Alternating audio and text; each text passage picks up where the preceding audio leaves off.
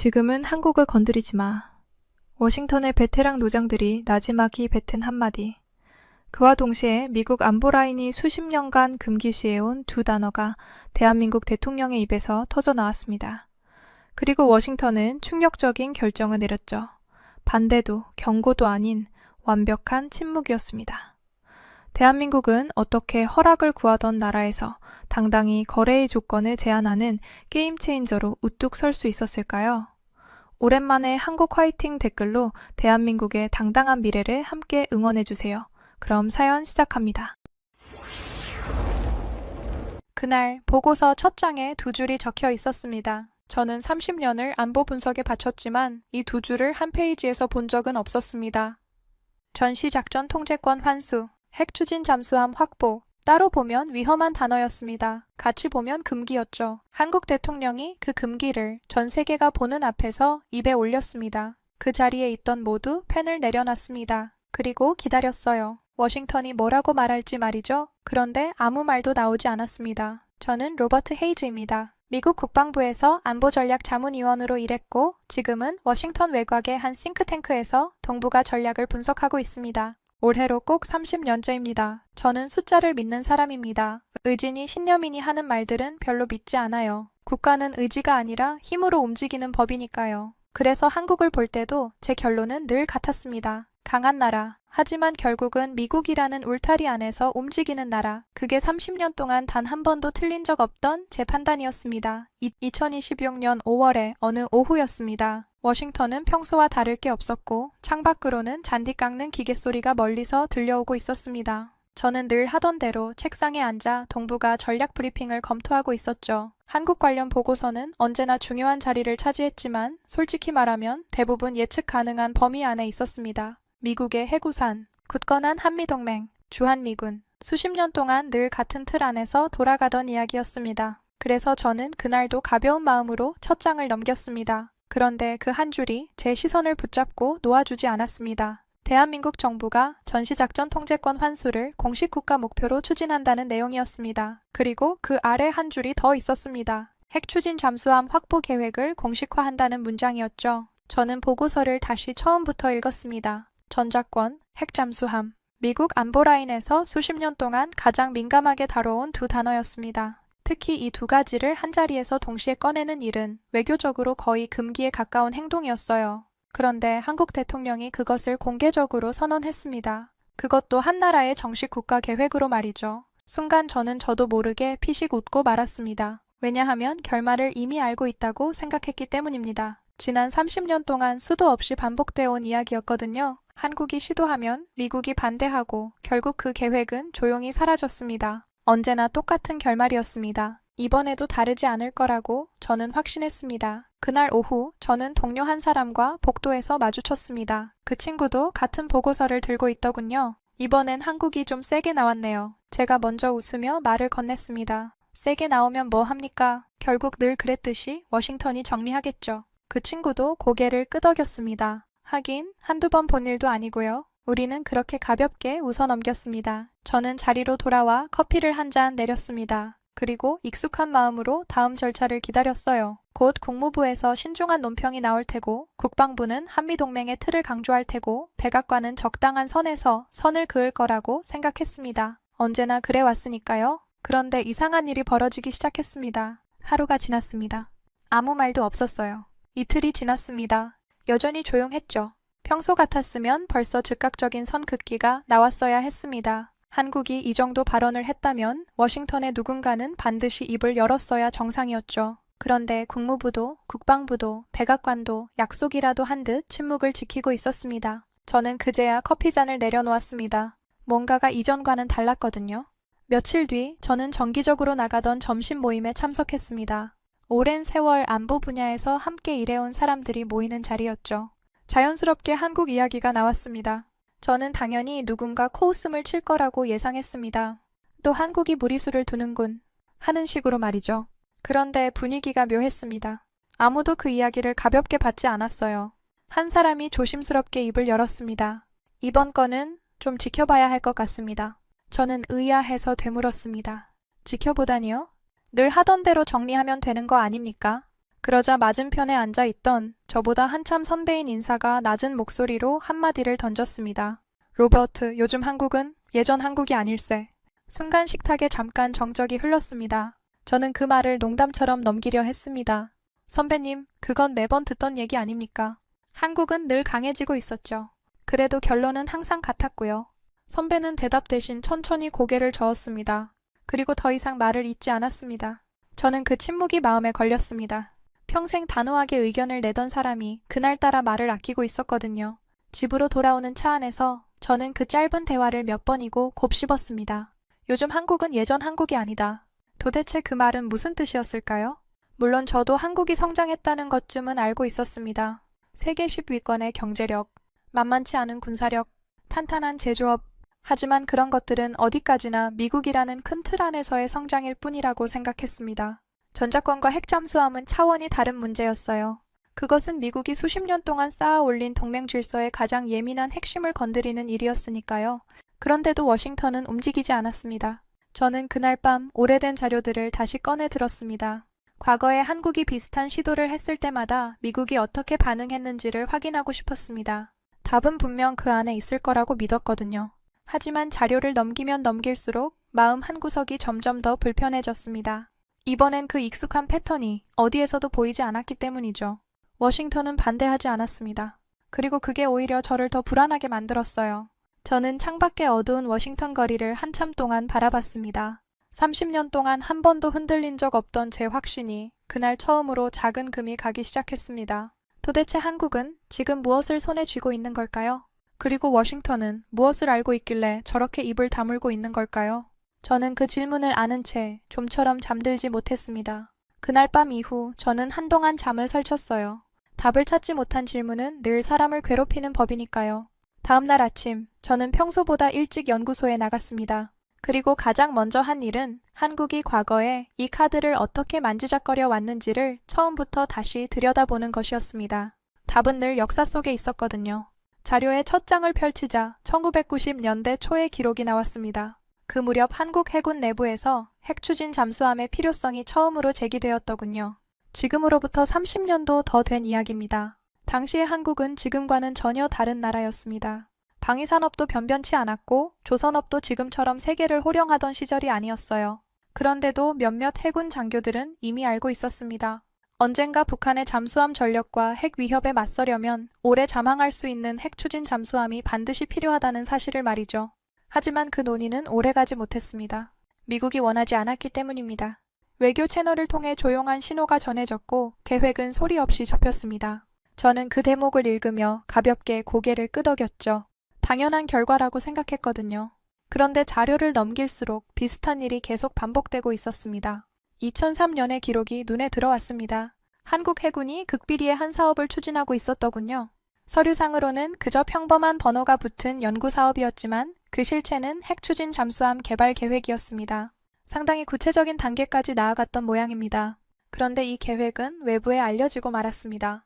그리고 얼마 지나지 않아 사업은 그대로 중단됐습니다. 저는 잠시 자료에서 눈을 떼고 생각했습니다. 또 같은 결말이었습니다. 거의 손에 잡힐 듯 하다가 마지막 순간에 멈춰서는 것. 전자권 문제도 들여다보니 다르지 않았습니다. 2007년, 한국은 2012년에 전시작전 통제권을 돌려받기로 합의했습니다. 명확한 날짜까지 못 박은 약속이었죠. 그런데 막상 2012년이 다가오자 그 시점은 2015년으로 미뤄졌습니다. 그리고 2015년이 되자 다시 연기됐습니다. 이번에는 아예 구체적인 날짜 자체가 사라졌어요. 조건이 충족되면 환수한다. 그렇게 표현은 바뀌었지만 그 조건이 정확히 언제 충족되는지는 아무도 명확히 답하지 못했습니다. 저는 그 대목에서 한참을 멈춰 있었습니다. 기약 없는 약속이었던 겁니다.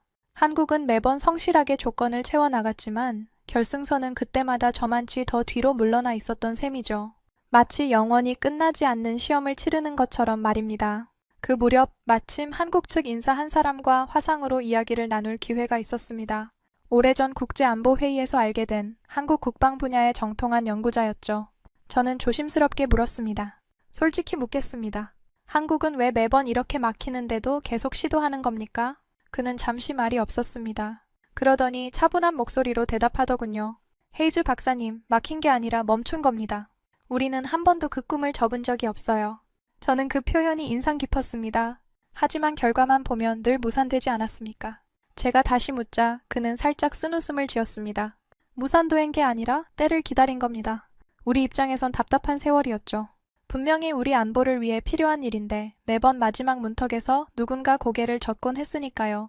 그 목소리에는 오래 눌러둔 감정 같은 게 묻어 있었습니다. 솔직히 억울한 마음도 있었습니다. 우리 바다를 우리 손으로 지키겠다는 건데 그 당연한 권리를 두고 늘 허락을 구해야 했으니 말입니다. 저는 그 말에 선뜻 대꾸하지 못했습니다. 평소 같았으면 동맹의 질서니 비확산 체제니 하는 논리로 받아쳤을 텐데 그날은 어쩐지 그러고 싶지 않았어요. 통화를 끝내고 나서도 그 말이 한동안 귓가에 맴돌았습니다. 우리 바다를 우리 손으로 지키겠다는 것. 저는 다시 자료로 눈을 돌렸습니다. 그리고 이번에는 조금 다른 시선으로 기록들을 살펴보기 시작했습니다. 핵잠수함 전작권. 시기도 달랐고 정권도 달랐고 추진했던 사람들도 모두 달랐습니다. 그런데 결말만큼은 신기할 정도로 똑같았습니다. 거의 다 왔다 싶은 마지막 순간 어김없이 같은 벽이 나타났습니다. 그리고 그 벽의 이름은 언제나 미국이었습니다. 저는 의자의 등을 깊이 기댔습니다. 묘한 기분이 들었습니다. 한편으로는 한국이 안쓰럽기도 했습니다. 수십 년 동안 같은 문 앞에서 번번이 발길을 돌려야 했으니까요. 하지만 다른 한편으로는 솔직히 안심이 됐습니다. 역사는 반복되는 법이니까요. 이렇게 분명한 패턴이 있다면 이번 일도 결국 같은 길을 걷게 될 거라고 생각했습니다. 저는 혼잣말처럼 중얼거렸습니다. 이번에도 마찬가지일 거야. 한국은 또 한 번 기다리라는 답을 듣게 되겠지. 그렇게 스스로를 안심시키며 저는 자료를 덮으려 했습니다. 그런데 바로 그 순간 한 가지 사실이 마음에 걸렸습니다. 과거의 모든 사례에는 반드시 미국의 분명한 반대 신호가 남아 있었습니다. 외교 문서든 비공식 채널이든 어떤 형태로든 말이죠. 그런데 이번에는 그 신호가 어디에도 보이지 않았습니다. 저는 다시 보고서의 날짜를 확인했습니다. 한국이 선언한 지 벌써 며칠이 지나 있었습니다. 그런데도 워싱턴은 과거와 달리 아무런 반대의 흔적을 남기지 않고 있었어요. 역사는 분명 반복되고 있었습니다. 딱 한 가지, 미국의 반응만 빼고 말이죠. 며칠 동안 저는 한 가지 의문에서 좀처럼 빠져나오지 못했습니다. 한국은 도대체 왜 포기하지 않았을까? 그동안 수없이 막혔으면서도 어째서 그 무거운 카드를 다시 꺼내드는 걸까요? 보통의 나라라면 진작에 단념했을 법한 일이었습니다. 그래서 저는 자료를 더 깊이 파고들기 시작했습니다. 그런데 들여다볼수록 제가 알던 그림과는 전혀 다른 사실이 드러나기 시작했어요. 한국은 단 한 번도 포기한 적이 없었습니다. 다만 공개적으로 떠들지 않았을 뿐이었죠. 1990년대 이후의 기록을 시간 순서대로 따라가 보았습니다. 핵추진 잠수함에 대한 연구는 겉으로 드러나는 형태만 바꿔가며 끊김없이 이어지고 있었습니다. 어떤 시기에는 잠수함 설계 역량을 다듬었고 또 어떤 시기에는 원자로 기술을 조용히 들여다봤습니다. 깊은 바닷속에서 오래 작전할 수 있는 능력도 한 걸음씩 쌓아가고 있었어요. 겉으로는 잠잠해 보였지만 물밑에서는 단 하루도 멈추지 않았던 셈입니다. 저는 그 끈질김에 솔직히 조금 놀랐습니다. 전작권 문제도 마찬가지였습니다. 정권이 바뀌어도 집권 세력의 성향이 달라져도 그 목표만큼은 사라지지 않았습니다. 누군가는 서두르려 했고 누군가는 신중하려 했지만 방향 자체를 접은 정부는 없었던 겁니다. 저는 그 대목에서 잠시 펜을 멈췄습니다. 보통 이런 문제는 정권이 바뀌면 흐지부지 되기 마련이거든요. 그런데 한국은 달랐습니다. 마치 세대를 넘겨가며 같은 약속을 이어받는 사람들처럼 보였습니다. 그런데 묘한 일이 있었습니다. 시도할 때마다 거의 똑같은 장면이 반복됐다는 점입니다. 먼저 계획이 발표됩니다. 그리고 논의가 한 걸음씩 진전됩니다. 사람들의 기대감이 서서히 부풀어 오릅니다. 그러다 결정적인 마지막 순간 어김없이 제동이 걸립니다. 저는 그 반복되는 흐름을 보며 한 가지 결론에 다다랐습니다. 한국은 아직 넘어서는 안 될 선을 건드리고 있는 것이라고 말이죠. 그 무렵 저는 워싱턴에서 오래 일한 옛 동료와 저녁을 함께 했습니다. 한반도 문제를 수십 년간 다뤄온 베테랑이었죠. 저는 그동안 정리한 생각을 털어놓았습니다. 아무리 봐도 한국은 같은 벽에 또 부딪힐 겁니다. 핵잠수함이든 전작권이든 결국 미국이 쥐고 있는 문제니까요. 그러자 그는 와인잔을 천천히 내려놓으며 저를 빤히 바라봤습니다. 로버트, 자네 정말 그렇게 생각하나? 저는 당연하다는 듯 대답했습니다. 아닙니까? 30년 동안 단 한 번도 예외가 없었는데요. 그는 잠시 입을 다물었다가 낮은 목소리로 말했습니다. 예외가 없었다는 건 거꾸로 말하면 이제 예외가 나올 때가 됐다는 뜻일 수도 있지. 저는 그 말을 가볍게 웃어 넘겼습니다. 선배님까지 그러시는군요. 요즘 다들 한국 얘기만 나오면 말을 아끼시던데. 그가 고개를 끄덕였습니다. 그럴 만한 이유가 있으니까 그러는 거겠지. 저는 조금 답답해졌습니다. 도대체 그 이유가 뭡니까? 다들 뭔가 알고 있는 것처럼 굴면서 정작 입을 여는 사람은 없지 않습니까? 그는 대답 대신 어깨를 으쓱했습니다. 그 모호한 태도가 솔직히 저를 더 조바심 나게 만들었어요. 집으로 돌아와 저는 다시 책상 앞에 앉았습니다. 그리고 이번에는 한국이 넘어야 할 장벽이 구체적으로 무엇인지를 하나하나 짚어봤습니다. 그러자 오히려 제 확신이 더 단단해졌습니다. 핵추진 잠수함은 단순한 무기 하나의 문제가 아니었습니다. 전작권 역시 단순한 군사지휘권 이상의 의미를 담고 있었죠. 그것은 미국이 수십 년에 걸쳐 공들여 쌓아 올린 동맹 질서의 가장 예민한 핵심이었습니다. 쉽게 양보할 수 있는 성질의 것이 아니었어요. 게다가 이번에는 과거보다 넘어야 할 문턱이 훨씬 더 많아져 있었습니다. 핵잠수함을 움직이려면 핵연료가 필요합니다. 그런데 그 연료 문제는 양국이 맺은 원자력 협정에 발목이 잡혀 있었습니다. 그뿐이 아니었습니다. 미국 의회의 동의가 필요했고 에너지를 담당하는 부처의 검토를 거쳐야 했으며 국방부와 국무부의 입장도 제각각 조율해야 했습니다. 예전에는 한두 개의 관문만 넘으면 됐다면 이제는 그 관문이 겹겹이 늘어서 있는 형국이었습니다. 저는 그 복잡한 구조를 정리하면서 속으로 생각했습니다. 이건 의지만으로 뚫을 수 있는 벽이 아니라고 말이죠. 문득 며칠 전 통화했던 한국 연구자의 말이 떠올랐습니다. 막힌 게 아니라 멈춘 거라던 그 표현 말입니다. 저는 혼잣말처럼 중얼거렸습니다. 이번에도 결국 멈추게 될 겁니다. 문제는 의지가 아니라 구조니까요. 한국의 의지는 충분히 확인했습니다. 끈질겼고 일관됐고 세대를 넘어 이어졌습니다. 하지만 의지가 강하다고 해서 구조의 벽이 무너지는 건 아니거든요. 저는 그렇게 결론을 내렸습니다. 그날 밤 저는 그동안 정리한 분석을 한 편의 보고서로 정리하기 시작했습니다. 제목 아래 첫 문장을 이렇게 적었습니다. 한국은 또다시 같은 벽 앞에 서게 될 것이다. 키보드를 두드리는 손에는 평소에 확신이 실려 있었습니다. 30년 경력이 말해주는 결론이었으니까요. 그런데 마지막 마침표를 찍으려는 순간 이상하게도 손끝이 잠시 멈칫했습니다. 왜였을까요? 모든 논리는 완벽했습니다. 장벽의 목록도 과거의 사례도 구조적 분석도 빈틈이 없었어요. 그런데 딱 한 가지 설명되지 않는 것이 있었습니다. 만약 제 분석이 맞다면 미국은 진작에 한국을 향해 분명한 신호를 보냈어야 했습니다. 과거에 늘 그랬던 것처럼 말이죠. 그런데 워싱턴은 여전히 침묵하고 있었습니다. 마치 이 벽을 굳이 세울 생각이 없다는 듯이 말입니다. 저는 화면에 적힌 그 단정한 문장을 한참 동안 바라봤습니다. 논리는 완벽했지만 현실은 그 논리를 따라오지 않고 있었어요. 저는 결국 보고서를 저장하지 못한 채 화면을 닫고 말았습니다. 그 작은 망설임이 무엇을 의미하는지 그때는 미처 몰랐습니다. 보고서를 끝내 마무리하지 못한 그날 이후 저는 한동안 묘한 기분에 사로잡혀 있었습니다. 분명 제 논리에는 빈틈이 없었습니다. 그런데도 현실은 그 논리대로 움직이지 않았어요. 워싱턴은 움직일 수 있었습니다. 아니, 정확히 말하면 움직일 수 있는데도 움직이지 않고 있었던 겁니다. 그 차이는 작아 보여도 결코 작은 것이 아니었습니다. 능력이 없어서 가만히 있는 것과 능력이 있는데도 일부러 가만히 있는 것은 완전히 다른 이야기니까요. 저는 단도직입적으로 물었습니다. 솔직히 이해가 안 됩니다. 그 자리에서 어떻게 거절이 안 나올 수가 있었던 겁니까? 그는 잠시 웃더니 차분하게 말했습니다. 헤이즈 박사, 그 회담을 그냥 안보 회담이라고 생각하면 영원히 답이 안 나옵니다. 저는 되물었습니다. 안보 회담이 아니면 그럼 뭐란 말입니까? 그의 대답은 짧지만 묵직했습니다. 거래였죠. 정확히는 서로가 필요한 걸 주고받는 협상이었습니다. 저는 그 말에 잠시 멈칫했습니다. 협상이라는 단어가 묘하게 가슴을 파고들었거든요. 그가 말을 이었습니다. 생각해 보십시오. 한국은 미국이 절실히 원하는 걸 쥐고 있었습니다. 반도체, 조선, 방산, 거기에 막대한 대미 투자까지요.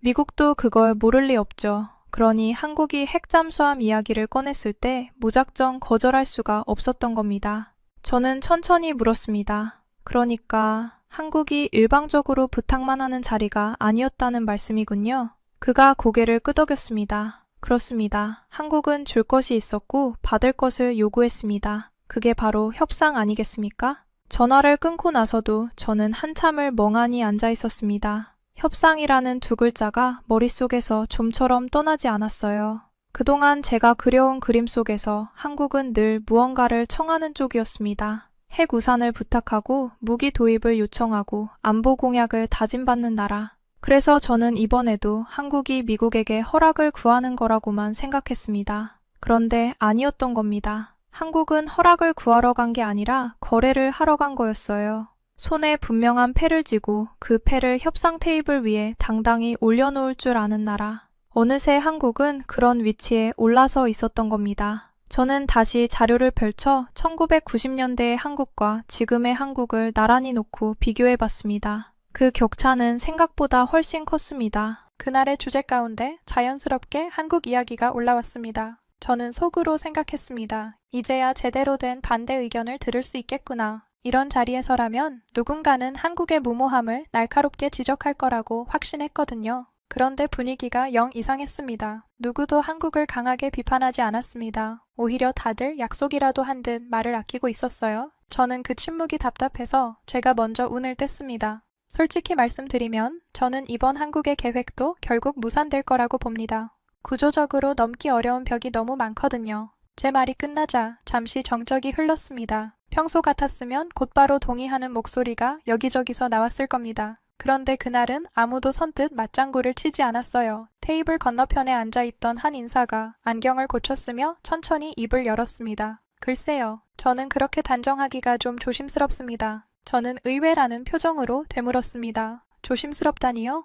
어떤 점에서 말입니까? 그는 잠시 뜸을 들이더니 짧게 대답했습니다. 그냥 예전과는 공기가 다릅니다. 공기가 다르다. 저는 그 모호한 표현이 영 마음에 들지 않았습니다. 분석객의 공기 같은 건 아무런 근거가 되지 못하니까요. 그래서 좀 더 밀어붙였습니다. 구체적으로 어떤 근거가 있으신 겁니까? 한국이 가진 카드가 그렇게 대단합니까? 그러자 그 자리에 있던 군에서 오래 복무하고 퇴역한 노장 한 분이 낮고 단단한 목소리로 한마디를 던졌습니다. 지금은 건드리지 마. 그 말이 떨어지는 순간 회의실 전체가 잠시 조용해졌습니다. 농담처럼 던진 말이 아니었습니다. 오랜 세월 군과 정부를 거친 사람만이 낼 수 있는 무게가 실린 경고였어요. 저는 그 말을 애써 가볍게 받아 넘기려 했습니다. 장군님, 그게 무슨 뜻입니까? 한국이 뭐라도 쥐고 있다는 말씀이신가요? 그는 저를 한번 쳐다보더니 더 이상 설명하지 않았습니다. 그저 천천히 고개를 가로저을 뿐이었죠. 마치 지금은 말할 때가 아니라는 듯이 말입니다. 저는 더 캐묻고 싶었지만 그 단호한 침묵 앞에서 결국 입을 다물 수밖에 없었습니다. 세미나가 끝나고 돌아오는 길에도 그 짧은 한마디가 머릿속을 떠나지 않았습니다. 지금은 건드리지 마. 도대체 무엇을 건드리지 말라는 것이었을까요? 처음에는 그저 노장의 신중함이려니 했습니다. 그런데 며칠 사이 비슷한 이야기를 여러 곳에서 듣게 됐습니다. 우연이라고 하기에는 너무 잦았어요. 한 외교 분야 인사와 차를 마시던 자리에서였습니다. 제가 한국 이야기를 꺼내자 그는 찻잔을 만지작거리며 말했습니다. 헤이즈 박사, 한국은 이제 예전의 한국이 아닙니다. 저는 그 말을 또 듣게 되자 살짝 헛웃음이 나왔습니다. 다들 약속이라도 하신 겁니까? 요즘 만나는 사람마다 똑같은 말씀을 하시는군요. 그러자 그가 정색을 하며 말했습니다. 그만큼 상황이 복잡하다는 뜻이겠죠. 솔직히 말하면 워싱턴도 지금 계산 중입니다. 저는 그 표현이 귀에 박혔습니다. 계산 중이라니. 반대도 아니고 찬성도 아니고 계산을 하고 있다는 거였습니다. 그때부터 이상한 소문들이 조금씩 제 귀에 들어오기 시작했습니다. 한국이 손에 쥔 카드가 생각보다 훨씬 많다는 이야기. 그래서 미국이 섣불리 먼저 움직이지 못하는 거라는 이야기. 어떤 사람은 경제 쪽을 넌지시 언급했고 또 어떤 사람은 산업이라는 단어를 흘리듯 내뱉었습니다. 하지만 누구 하나 그 실체를 또렷하게 설명해 주지는 않았어요. 다들 무언가 알고 있는 듯한 표정이었지만 정작 핵심에 다다르면 약속이라도 한 것처럼 입을 닫았습니다. 그 침묵은 시간이 갈수록 점점 더 기묘하게 느껴졌습니다. 저는 평생을 근거와 숫자로 살아온 사람입니다. 그런데 이번만큼은 손에 잡히는 근거가 아무것도 없었어요. 들리는 건 모두 단편적인 암시뿐이었습니다. 공기가 다르다. 지금은 건드리지 마라. 워싱턴이 계산 중이다. 이 조각들을 아무리 맞춰봐도 하나의 완성된 그림이 그려지지 않았습니다. 저는 그날 밤늦게까지 책상 앞에 앉아 그 조각들을 노트에 적어 내려갔습니다. 그리고 그것들을 가만히 들여다보다가 문득 등줄기가 서늘해지는 걸 느꼈습니다. 만약 이 모든 암시가 사실이라면 한국은 더 이상 미국의 허락을 구하는 위치에 있는 게 아닐지도 모릅니다. 오히려 미국이 한국을 두고 무언가를 저울질해야 하는 상황. 제 30년 분석 인생에서 단 한 번도 상상해 본 적 없는 그림이었습니다. 저는 노트를 덮으며 고개를 저었습니다. 말도 안 되는 소리야. 한국이 무슨 수로. 그렇게 스스로를 다독였지만 한번 흔들리기 시작한 확신은 좀처럼 제자리로 돌아오지 않았습니다. 그날 이후 저는 잠들기 전마다 같은 질문을 떠올리게 됐습니다. 워싱턴이 반대하지 않는다는 것. 평소에 저라면 그것을 좋은 신호로 받아들였을 겁니다. 그런데 이번에는 달랐어요. 그 침묵이 오히려 저를 더 불안하게 만들었습니다. 반대가 없다는 건 어쩌면 반대할 수 없는 이유가 생겼다는 뜻일 테니까요. 저는 어둠 속에서 천장을 바라보며 같은 물음을 거듭 곱씹었습니다. 도대체 한국은 지금 무엇을 손에 쥐고 있는 걸까요? 그리고 워싱턴은 그 카드의 정체를 이미 알고 있기에 저토록 입을 다물고 있는 걸까요? 답을 알 수 없었기에 그 밤은 유난히 길게만 느껴졌습니다. 그날 이후 저는 사무실에 틀어박혀 한국 관련 자료를 처음부터 다시 뒤지기 시작했습니다. 처음에는 그저 단순한 호기심이었어요. 도대체 워싱턴이 왜 움직이지 않는가? 왜 한국의 전자권 환수 선언과 핵 잠수함 계획 앞에서 평소답지 않게 입을 다물고 있는가? 그 답을 찾고 싶었습니다. 그런데 정작 실마리는 제가 전혀 예상하지 못했던 곳에서 튀어나왔습니다. 군사 자료가 아니었어요. 뜻밖에도 반도체였습니다. 미국 상무부에 한 보고서를 넘기던 중이었습니다. 무심코 지나치려던 문장 하나가 제 눈을 붙잡았습니다. 한국 기업의 협력 없이는 공급망 재편 계획을 제대로 달성할 수 없다는 내용이었죠. 처음에는 대수롭지 않게 여겼습니다. 그런 표현이야 외교적 수사로 흔히 쓰이니까요. 그런데 비슷한 문장이 다른 보고서에서도 계속 모습을 드러냈습니다. 조선업을 다룬 보고서에서도 방위산업을 분석한 자료에서도 에너지 관련 문서에서도 마찬가지였어요. 어느 쪽을 펼쳐들든 거기엔 어김없이 한국이 자리 잡고 있었습니다.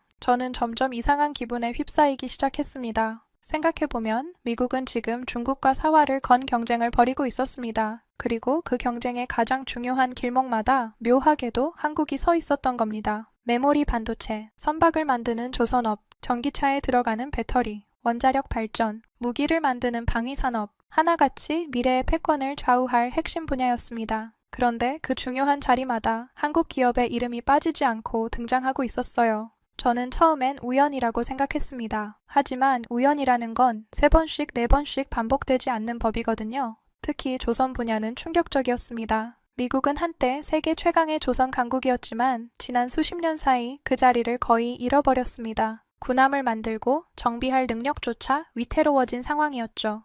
그래서 미국은 막대한 예산을 들여 무너진 조선업을 되살리려 하고 있었습니다. 그런데 그 재건 계획서의 한복판에 한국 조선사들의 이름이 또렷하게 박혀 있었습니다. 자국의 안보 산업을 되살리는 일에 동맹국 기업의 손을 빌려야 하는 처지였던 겁니다. 저는 그 대목을 읽으며 한동안 멍하니 화면을 바라봤습니다. 마침 그때 산업정책을 오래 연구해 온 후배 분석가가 제 방에 들렀습니다. 저는 그를 붙잡고 물었습니다. 이보게, 솔직히 하나만 묻겠네. 지금 미국 조선업 재건 계획에서 한국 기업이 빠지면 어떻게 되나? 그는 잠시 머뭇거리더니 솔직하게 답했습니다. 빠지면 계획 자체가 몇 년은 늦어질 겁니다. 당장 그만한 건조 능력을 가진 동맹국이 마땅치 않거든요. 저는 다시 물었습니다. 그게 그렇게까지 심각한가? 미국이 못할 일은 아니지 않나? 그러자 그가 고개를 저으며 말했습니다. 박사님, 능력의 문제가 아니라 시간의 문제입니다. 중국은 지금 이 순간에도 함정을 찍어내고 있어요. 미국한테는 그 시간을 기다려줄 여유가 없습니다.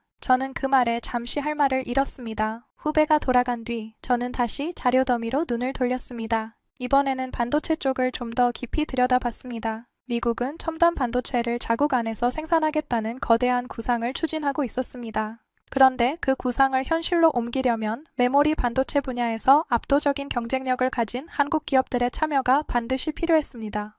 공장을 세우는 것도 기술을 운용하는 것도 결국 사람과 노하우가 있어야 가능한 일이니까요. 배터리도 사정은 비슷했습니다. 원자력 발전 분야에서도 한국은 미국이 손을 내밀 만한 몇 안 되는 협력 상대였어요. 저는 그 사실들을 하나씩 확인하면서 가슴 한구석이 점점 묵직해지는 걸 느꼈습니다. 저는 그제야 어렴풋이 깨닫기 시작했습니다. 미국은 한국을 단순한 동맹국으로만 보고 있는 게 아니었습니다. 이미 없어서는 안 될 필수적인 동반자로 여기고 있었던 겁니다. 그동안 제가 알던 한국은 미국이 지켜주고 보호해주는 나라였습니다. 그런데 자료가 보여주는 한국은 전혀 달랐어요. 미국이 자국의 미래를 위해 오히려 필요로 하는 나라였습니다. 도움을 받는 쪽이 아니라 도움을 줄 수 있는 쪽이었던 거죠. 저는 그 사실을 받아들이는데 적지 않은 시간이 걸렸습니다. 30년 동안 굳어진 생각의 틀이 그렇게 쉽게 바뀔 리 없었으니까요. 그 순간 며칠 전 세미나에서 들었던 그 말이 다시 떠올랐습니다. 지금은 건드리지 마. 그때는 도무지 이해할 수 없었던 그 한마디가 이제 조금씩 다른 의미로 다가오기 시작했습니다. 어쩌면 그 노장은 제가 이제야 발견한 이 그림을 이미 알고 있었던 게 아닐까요? 한국이라는 카드가 미국의 산업과 안보 곳곳에 얼마나 깊숙이 박혀 있는지를 말입니다. 함부로 건드렸다가는 정작 미국 자신이 곤란해지는 상황. 그래서 워싱턴은 반대하지 못하고 그저 계산만 하고 있었던 건지도 모릅니다.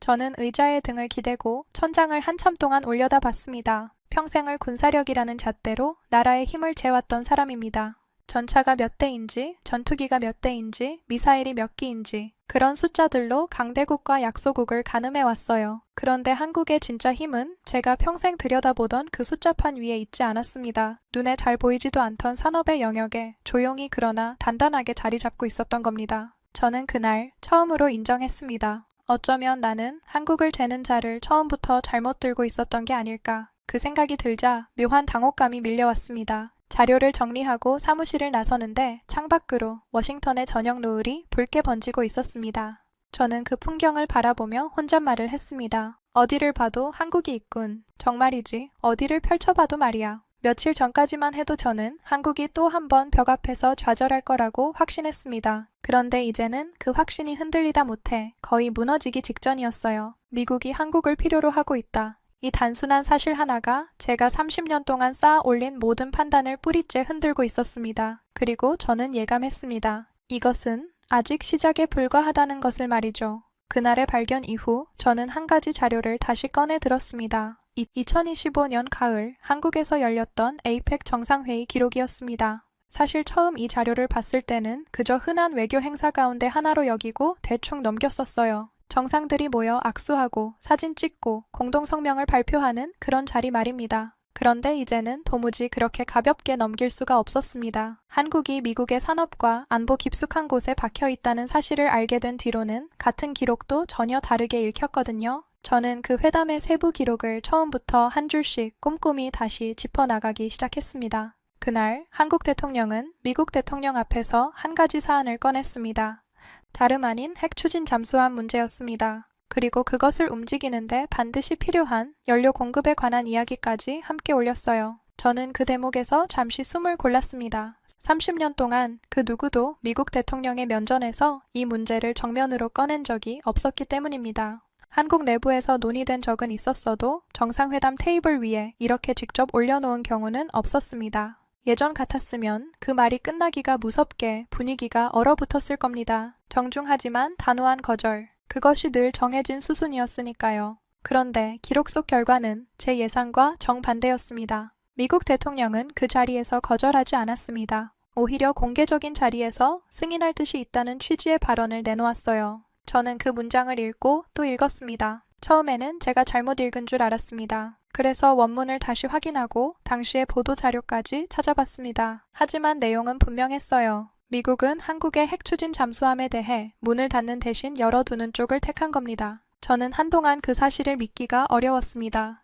제가 알던 워싱턴이라면 결코 있을 수 없는 일이었으니까요. 도대체 무엇이 달라진 걸까요? 저는 그 답을 찾기 위해 당시 회담을 가까이서 지켜봤던 한 인색에 연락을 취했습니다. 외교계에서 잔뼈가 굵은 사람이었죠. 저는 단도직입적으로 물었습니다. 솔직히 이해가 안 됩니다. 그 자리에서 어떻게 거절이 안 나올 수가 있었던 겁니까? 그는 잠시 웃더니 차분하게 말했습니다. 헤이즈 박사, 그 회담을 그냥 안보 회담이라고 생각하면 영원히 답이 안 나옵니다. 저는 되물었습니다. 안보 회담이 아니면 그럼 뭐란 말입니까? 그의 대답은 짧지만 묵직했습니다. 거래였죠. 정확히는 서로가 필요한 걸 주고받는 협상이었습니다. 저는 그 말에 잠시 멈칫했습니다. 협상이라는 단어가 묘하게 가슴을 파고들었거든요. 그가 말을 이었습니다. 생각해 보십시오. 한국은 미국이 절실히 원하는 걸 쥐고 있었습니다. 반도체, 조선, 방산, 거기에 막대한 대미 투자까지요. 미국도 그걸 모를 리 없죠. 그러니 한국이 핵 잠수함 이야기를 꺼냈을 때 무작정 거절할 수가 없었던 겁니다.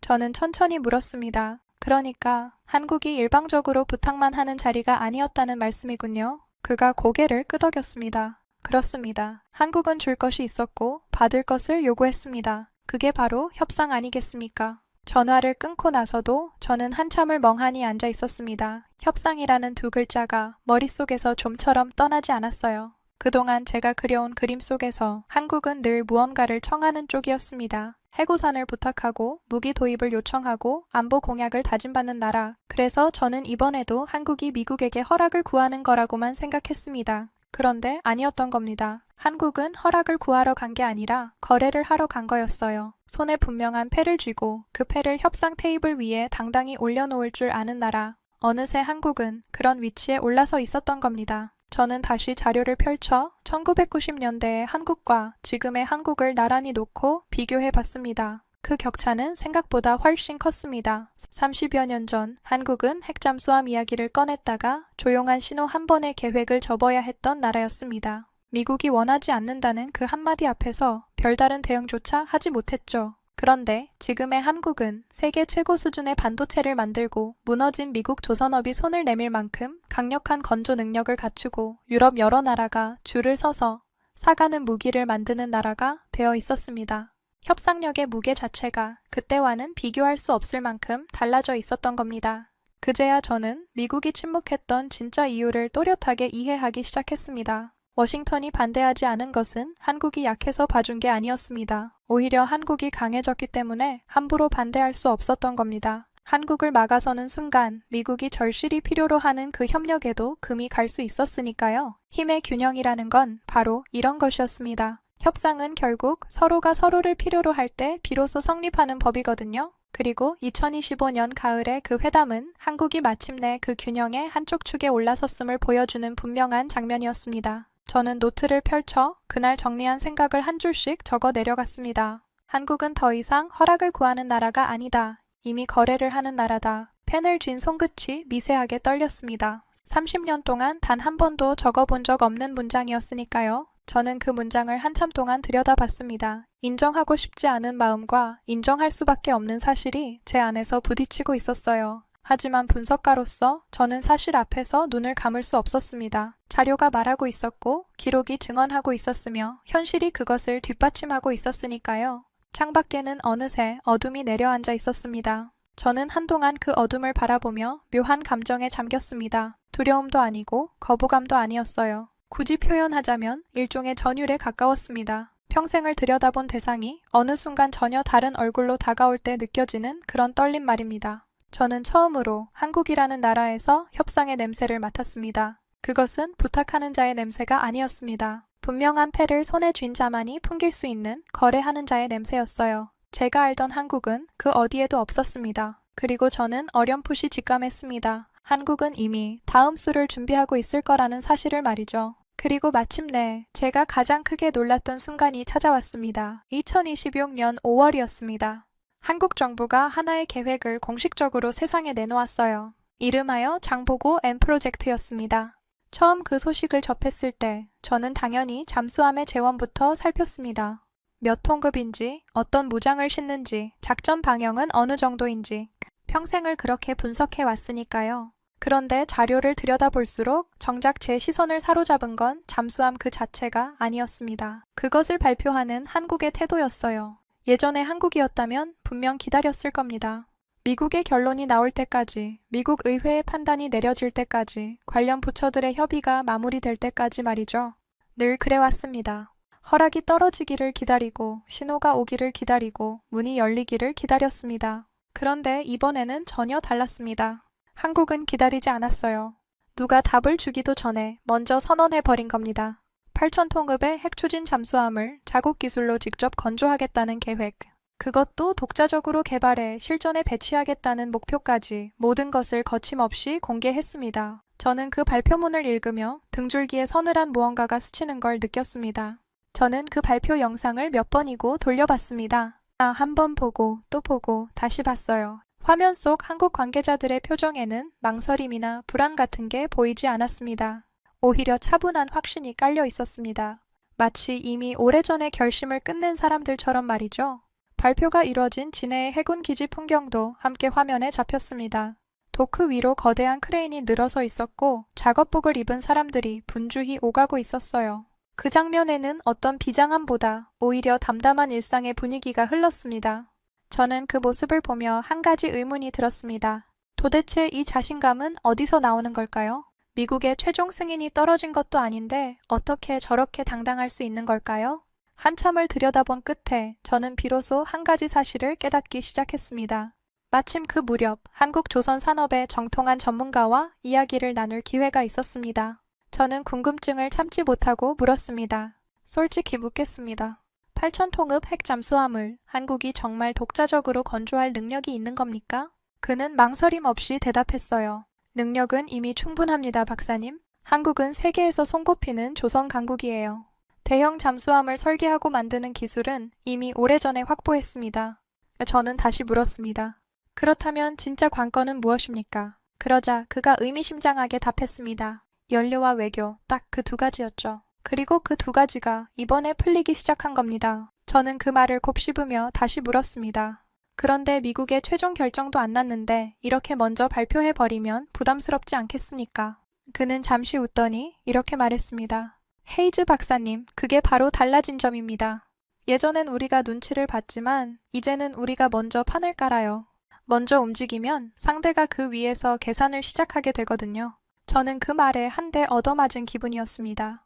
먼저 움직이면 상대가 그 판 위에서 계산을 시작한다. 그것은 약자가 아니라 분명한 강자의 화법이었어요. 며칠 뒤 저는 워싱턴에서 또 다른 인사를 만났습니다. 한미 방산 협력을 오래 지켜본 사람이었죠. 저는 솔직한 심정을 털어놓았습니다. 30년을 봐왔지만 한국이 이렇게 먼저 치고 나오는 건 처음 봅니다. 무모한 건 아닐까요? 그는 고개를 천천히 저었습니다. 무모한 게 아니라 계산된 자신감입니다. 한국은 이미 자기들이 무엇을 가졌는지 정확히 알고 있어요. 그러니 먼저 움직여도 두렵지 않은 거죠. 저는 그 말에 잠시 침묵했습니다. 네, 그가 더 브리텄습니다. 박사님, 한국이 만든 무기를 유럽이 왜 사겠습니까? 값이 싸서요? 아닙니다. 빠르고 정확하고 믿을 만하니까 사는 겁니다. 네, 그 신뢰가 곧 협상력입니다. 저는 그 한마디에 다시 한번 생각을 고쳐야 했습니다. 전화를 끊고 저는 다시 발표 자료로 눈을 돌렸습니다. 그리고 이번에는 잠수함이 아니라 그 계획이 불러올 파급 효과를 들여다봤습니다. 장보고 M 프로젝트는 단순히 군함 한 척을 만드는 사업이 아니었습니다. 설계부터 건조, 부품과 소재, 정비와 운용에 이르기까지 거대한 산업의 사슬이 함께 움직이는 일이었어요. 자료에 따르면 이 사업으로 만들어질 일자리만 4만 개를 훌쩍 넘는다고 했습니다.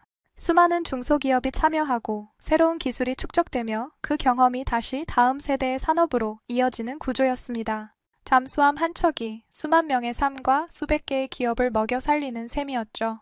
저는 그 그림을 보며 또 한 번 생각을 고쳐 먹어야 했습니다. 한국에게 이 잠수함은 무기인 동시에 산업이자 미래였던 겁니다.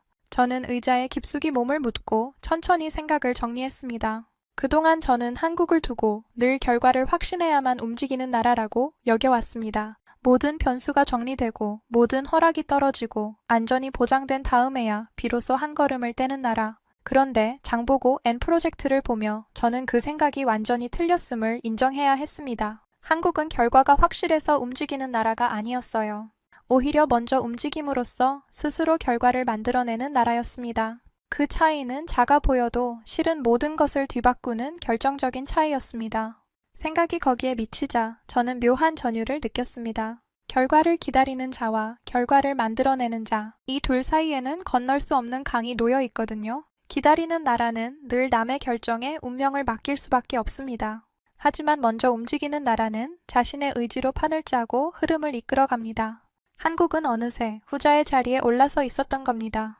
저는 그 사실을 받아들이며 솔직히 소름이 돋았습니다. 30년 동안 제가 봐온 한국은 늘 강을 건너기 직전에서 망설이는 나라였는데 말이죠. 그런데 이번에는 이미 강을 건너 저편에 서 있었습니다. 저는 노트를 꺼내 떠오르는 생각을 천천히 적어 내려갔습니다.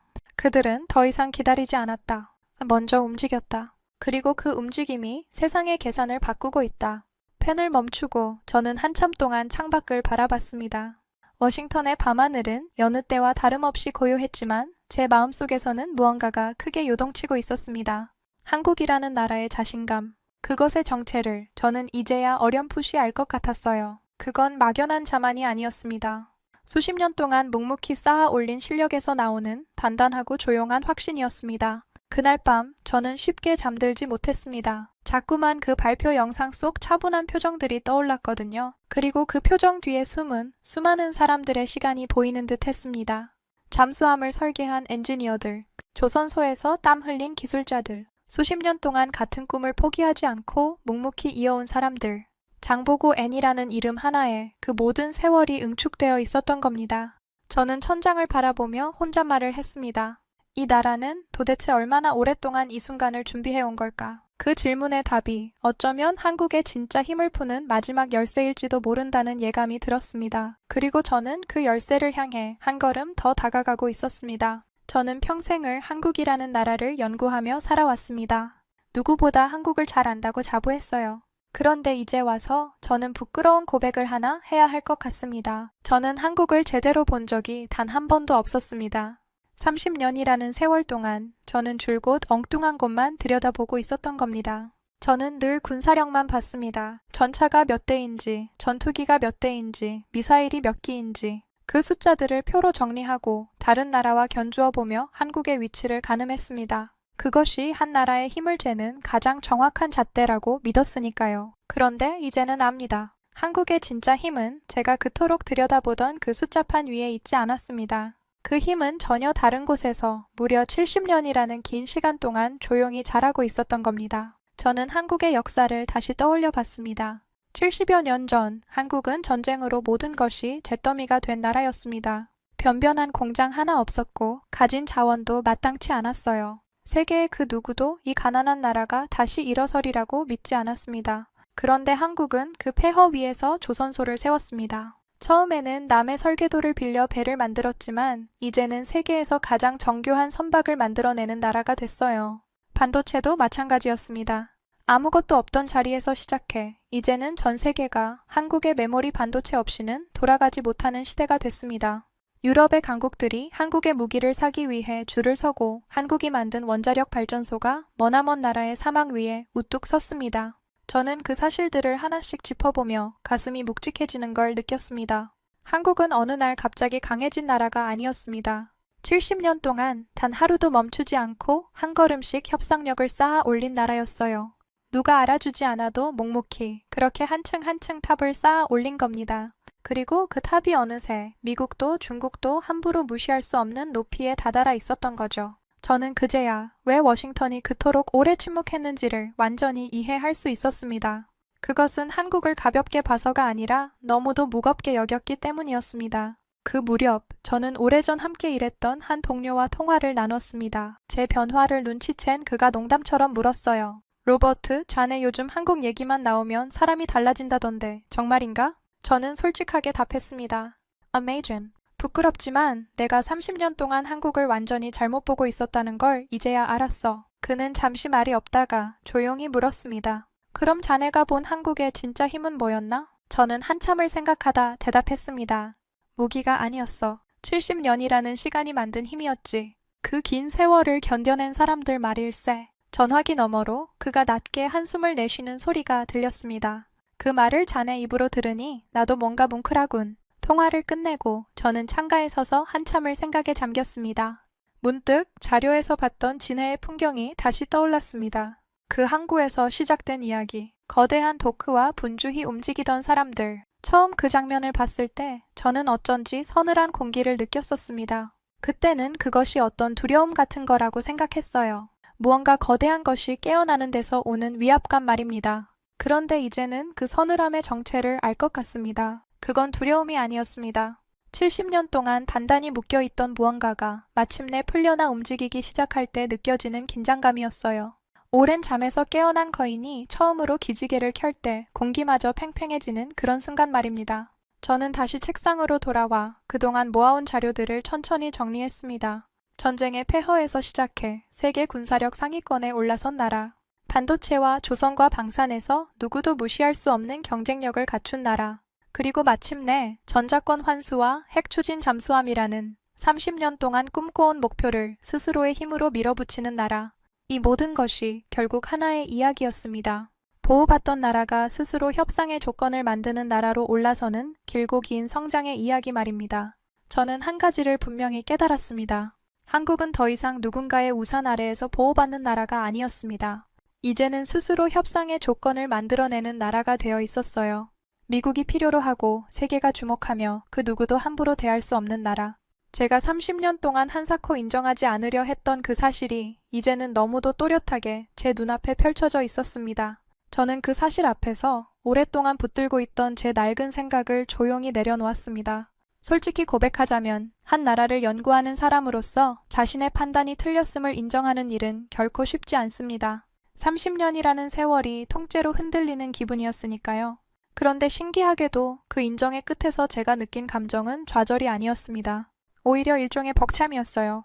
한 나라가 그토록 오랜 시간을 견디고 마침내 제 발로 우뚝 서는 과정을 제가 두 눈으로 직접 지켜봤다는 사실. 그것이 분석가로서 제 인생에서 가장 값진 경험이었음을 저는 부정할 수 없었습니다. 이제 세계는 한국을 다른 눈으로 보기 시작할 겁니다. 더 이상 작은 나라, 보호받는 나라, 미국의 그늘 아래 머무는 나라로 보지 않을 거예요. 스스로 미래를 설계하고 당당히 거래의 테이블에 앉으며 자신의 운명을 자신의 손으로 결정하는 나라. 세계는 이제 그런 한국과 마주하게 될 겁니다. 그리고 저 로버트 헤이즈 역시 그렇습니다. 한국을 군사력의 잣대로만 재던 낡은 분석가는 이제 더 이상 존재하지 않습니다. 저는 한 나라가 70년에 걸쳐 써내려간 위대한 이야기의 마지막 한 장을 목격한 증인이 되었습니다. 창밖으로 워싱턴의 아침이 밝아오고 있었습니다. 저는 오랜만에 깊은 숨을 들이쉬었어요. 30년 동안 저를 가두고 있던 하나의 믿음이 그 아침 햇살 속에서 조용히 무너져 내렸습니다. 그리고 그 자리에는 한국이라는 나라에 대한 깊은 존경이 들어섰습니다. 국가는 의지가 아니라 힘으로 움직인다고 저는 평생 믿어왔습니다. 그 말은 지금도 틀리지 않았다고 생각해요. 다만 저는 한 가지를 몰랐던 겁니다. 진짜 힘이란 무기의 숫자가 아니라 70년이라는 시간이 만들어낸다는 것을 말이죠. 한국은 제게 그 사실을 가르쳐 주었습니다. 그리고 저는 그 가르침을 평생 잊지 못할 겁니다. 우이스 우리들의 이야기 작은 꿈도 커지는 이 순간 웃으며 함께 나가요